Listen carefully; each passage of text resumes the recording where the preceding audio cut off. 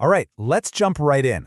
We're going to unpack one of the most powerful books ever written on human interaction, Dale Carnegie's How to Win Friends and Influence People. But here's the thing. We're not looking at this as a collection of social hacks. We're treating it as a system, a learnable, repeatable system for genuine human connection. So, right now, just picture someone you know. You know the type. They walk into a room and people just seem to, well, gravitate towards them. They're not necessarily the loudest person, but they build allies and get things done with people, not by steamrolling them. And here's the big question we have to ask.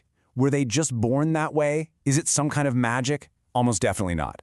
Social intelligence isn't a gift, it's a skill. And just like any other skill, you can learn it, you can practice it, and you can systematically get better at it. And that's exactly what we're going to break down. I mean, just look at the staying power of these ideas. We're talking about a book published way back in 1936 that sold over 30 million copies and has literally never gone out of print. And if you need proof of its impact, well, Warren Buffett says the course based on this book was so life-changing, it's the only diploma he hangs in his office. That says something, right? So what is the big idea? It's all right here. This is what Carnegie called his North Star. It's a complete shift in perspective. Influence isn't about taking or demanding. It's about giving. It's about genuinely figuring out what other people need and helping them get it. That's the path to getting what you want. And how do you actually do that? You have to understand this one single psychological truth that powers this entire system. More than almost anything else, people are driven by this deep, fundamental desire to feel important, to feel seen, to feel valued, to feel understood. Every single technique we're about to cover is designed to genuinely fill that need. Okay, so let's get into Pillar 1. This is the bedrock of the whole system, and it all starts with one crucial mindset shift. You have to stop criticizing and start trying to understand. And this slide shows you exactly why. Criticism just doesn't work. The second you criticize someone, what happens? Their defenses go straight up. They stop listening to your point and just start building a wall to protect their ego. But understanding, well, that's harder. It means you have to put your own ego on the back burner and just get curious. But it is the only way to actually open the door to a real conversation. All right, so with that foundation in place, we can move on to Pillar 2. These are the practical, day-to-day behaviors for building real rapport. Carnegie called them the 6 ways to make people like you, but I think of them as the presence principles. So let's run through them. 1. Become genuinely interested in other people. You can't fake this. 2. Smile. It's like a universal welcome sign. 3. Remember people's names. Carnegie said a person's name is the sweetest sound in any language. 4. Be a good listener. 5. Talk about what they're interested in. And 6. The one that ties it all together, sincerely make them feel important. Now, let's just zoom in on being a good listener for a second. Carnegie gives us this really simple, powerful rule. In any conversation, try to talk less than half the time. This one little change forces you to ask questions, and it stops you from making the #1 conversational mistake, autobiographical hijacking. You know, when someone tells you a story and you immediately jump in with, "Oh yeah, that reminds me of a time I." We all do it, but this rule helps you stop. Okay, Pillar 3. This is where we get into the art of persuasion. But Carnegie's approach is probably the opposite of what you'd expect.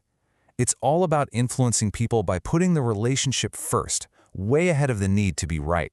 And this quote explains why. It's so true, isn't it? You might win the logical debate, you might have all the facts on your side, but if you do it by making the other person feel small, you've actually lost. You've created resentment. The person who focuses on respect, even when they disagree, ends up with a collaborator, not an enemy. So just look at this. Which one actually works? A direct statement, like, "This approach will slow down delivery," which feels like an attack? Or a question, like, "Have you considered that this approach might slow down delivery?" The question is an invitation. It allows the other person to come to the conclusion with you. And that is always, always more powerful than just being told what to think. And that brings us to our final pillar, leadership. This is all about how you guide people, how you inspire change, how you give tough feedback, but in a way that builds people up and keeps their trust, instead of tearing them down. Here are 3 amazing techniques. First, always start with honest praise before you criticize. Show them you see their value as a person. Second, talk about mistakes indirectly. Don't say you messed up. Say, let's look at this problem together. And third, and this one is so powerful, give people a great reputation to live up to. When you show people you believe in them, they will often rise to meet those expectations.